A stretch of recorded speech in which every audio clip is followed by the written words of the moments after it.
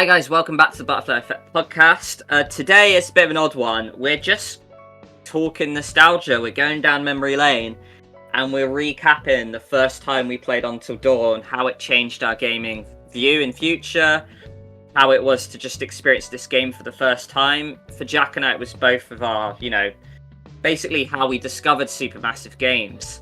So Jack, just get back into what you were telling me, firstly, I guess the question is when did you discover Until Dawn and how you discovered it? Just let us know how it felt for you.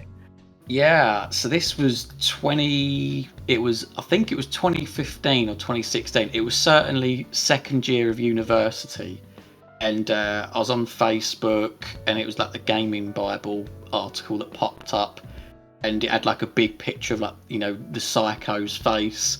I clicked on it, and because obviously it's a bit of context, like I've been playing The Wolf Among Us, The Walking Dead, and of course they're, at the time I was like, they're really good choice-based games, but we all knew what the fatal flaw was, in that the choices didn't necessarily matter on repeat playthroughs. So when I looked at this article, I saw Until Dawn, I was like, oh my god, like this sounds amazing. It's horror, people can die, the graphics look amazing. So it was just a really magical time, because remember, obviously you'd already played it, so there's something good about something, somebody else having the knowledge and you're sort of sat there thinking, I wonder what they're thinking about what I'm doing here. But like I was saying, mate, you come round to our flat, dim the lights. There was about 4 or 5 of us, and we just sat down to play this game.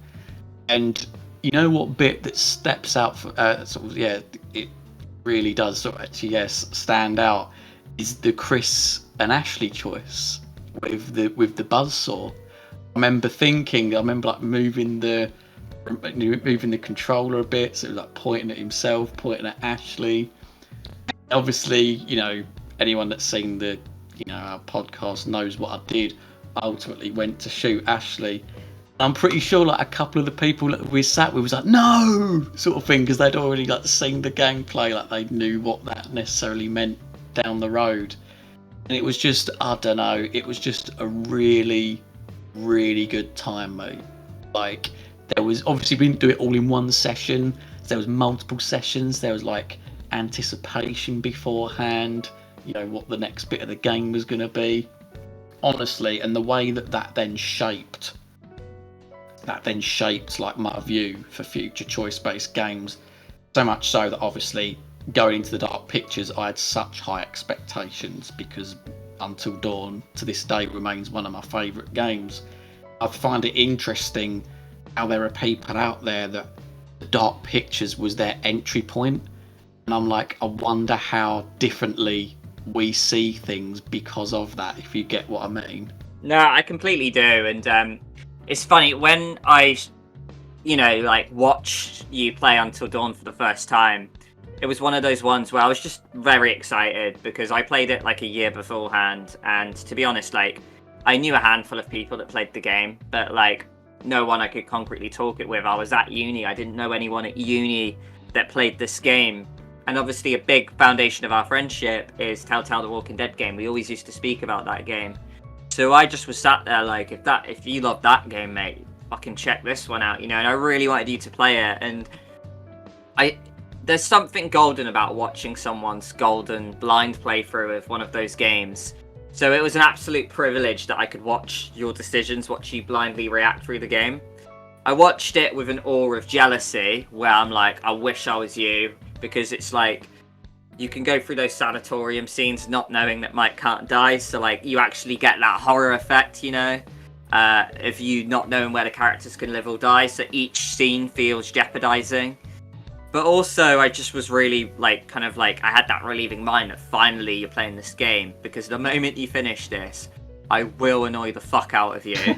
Because I just was dying to say, if you did that, this would have happened, and then if that happened, you would have had this ending. And I just was obsessed with branches, even more so back then at that point, that I just really wanted to talk your ear off, about how branch heavy this game actually was. So yeah, it's one of those things where I I'm really envious of 2015 me, who was able to play the game. It so much so to the point I finished it on Christmas Day. Like, that's how much I love this game. I just was like, Christmas isn't stopping for this game. I'm fucking finishing it. But yeah, like, I just wish you could erase your memory, you know? Experience Until Dawn for the very first time again. I just wish I could do that, mate. Oh, 100%. You know what? Because obviously I've just talked about mine. So, like, you know, when you played it, how did it compare? Yeah. Was you, like, on your own? Did you dim the lights? Or, like, what was going on? Yeah, no, I was on my own when I played it, and it was my brother that got me into it. My eldest brother was like, mate, you're going to love Until Dawn. And I was like, back then my opinion is that I thought horror was a little tacky. I'm like, I don't know if this will be my thing, you know. I really like the Telltale games, you know. I was obsessed with the Walking Dead game. So when he kind of just was like, no, honestly, play it, you'll see. So, like, one day I finally gave in. I was bored. I was looking for a new game. I put it on, and holy fuck, like, the moment you start, you're sucked in, aren't you? Like you say, you dim the lights. And it's like, almost like a fucking, how do I say this? Like an, not like an out-of-body experience, but, like, never have I ever been so swept in by a video game where I'm glued to the screen, nothing else matters. Like, you know, like my football team could be playing and I'd be like, I don't care, this is where I am right now. And yeah, I just remember it was in my bedroom at my parents' house, and you know, I had my cat next to me who couldn't have been more than 3 years old. And my cat does this thing where she loves horror, and if you jump, she'll jump at you. So, like, for every jump scare, I was getting double jump scared. So it was like, it was a really horrible experience. And one thing that I mentioned in the analysis, but I'll mention it here again, is that one jump scare that particularly sticks out to me is where Jess pretends to go missing, and your Mike, you know, in like chapter 3, I believe it is, on the way to get her. And yeah, like, there's that thing where you look through a car and a skull appears. I remember, like, I was looking into this car window ready for the jump scare, and a poster behind me fell off the wall, but only the top bits off the blue tack. So, like, I'm looking at the screen at the other end of the room, but, like, the poster covers my face. So I fucking jump, I rip the poster off, and then the skull comes through the car window, so I get jump scared twice. And then my cat jumps at me, so I get jump scared 3 times. And I was like, I fucking hate and I fucking love this game all at once. I'm so invested. And yeah, to be honest, to this day, it might be my favourite game. Like, it's certainly top 5, but I can't pick a favourite, but it's strong candidate for gold medal material to be my favourite game, mate. There's just nothing quite like your Until Dawn blind playthrough. It still holds up so well today. Like, and it's not just me and you saying this either. There's so many people that, I mean, you know, because we've had our conversations, haven't we, where we've talked about the Quarry. Like, I don't know whether it's, I mean, I think like there is parts of the Quarry, yeah, they're just not as good as Until Dawn. Obviously, we didn't have the dark pictures in between as well. Like, that wasn't a thing yet. But there is just something about Until Dawn that it just sticks in the mind so much. And like I say, how it then shaped games going forward, like going into Medan. I mean, you know, we've recently finished the Medan series. How, do you know what I mean? Like, there, with certain choices in that, I was thinking, oh, like, because I've got Until Dawn in my mind, I'm gonna play it a bit cagey here, or, you know, going into Little Hope and so on. And then also as well, I mean, I was gone from uni at this point, wasn't I? You was still doing your final year, but didn't you show me Heavy Rain? Or was we both? Yeah. I did, yeah. You saw Heavy Rain, and again, that's like another instant classic for me as well. It's just, yeah, it was just a really good time, those games. I mean, we're probably going to be saying the same thing in a few years' time about what we're going through now, because obviously, you know, Detroit, Dark Pictures, The Quarry, this and that. But it is just amazing how, like, from that one game, just like the standards, like, my whole love for this genre spawned. Like, I was starting to see things everywhere, even down to, like, hearing that there's going to be, the Black Mirror Bandersnatch, that was going to be interactive. So I was like, oh my god, like it's, I've got to get on that as well. Like it's crazy, really. Yeah, the thing you mentioned about how it holds up, it's just the fact that the game is nearly a decade old now.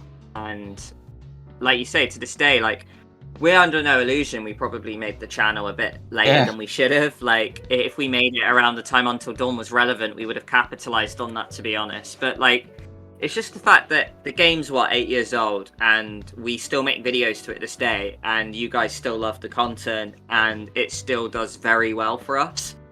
There's just, like, so many things from, like, whether it's Rami Malek's performance, the fact it really brought Wendigos to the forefront of horror, like, somewhat, people didn't really know what they were before, now they do. Whether it's the music, the setting, like I say, the performance again, the graphics, just everything about that is incredible. Even, like, iconic things from, like, the Don't Move sequence, like, it really almost shaped horror in a way, but also choice-based gaming as we know it. And I'm glad we played that game before we played Dark Pictures, like you mentioned, Jack, because whenever I play Dark Picture game, I always end up dishing it a 6 or 7 out of 10 max, because I just hold Until Dawn in such high regards that there's a gulf between that and everything else to me, that I'm just waiting for something to overtake it. And I almost love the fact that, in my opinion, that hasn't happened yet. And that just shows you how good the Supermassive Games did with their 2015 gem.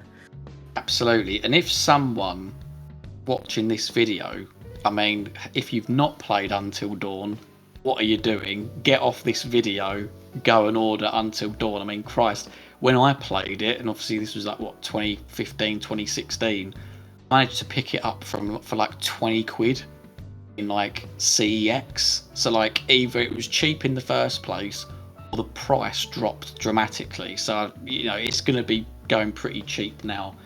And, come back to this video and let us know what you think, if you've played the Dark Pictures already, because it really is a superb game, and it's like worthy that you put your 10 hours in or whatever it is to play it. No, that's very true. So honestly, thank you very much for listening, guys. Tell us what your blind playthrough experience of Until Dawn was like how old you were, like who you played it with, like what your choices were, and kind of just like how it shaped, your opinion of games as we know it. So, we really like hearing these things, so I'm really intrigued to hear it. So, thank you very much for joining, guys. We'll see you in the next one. Take care. See you next time.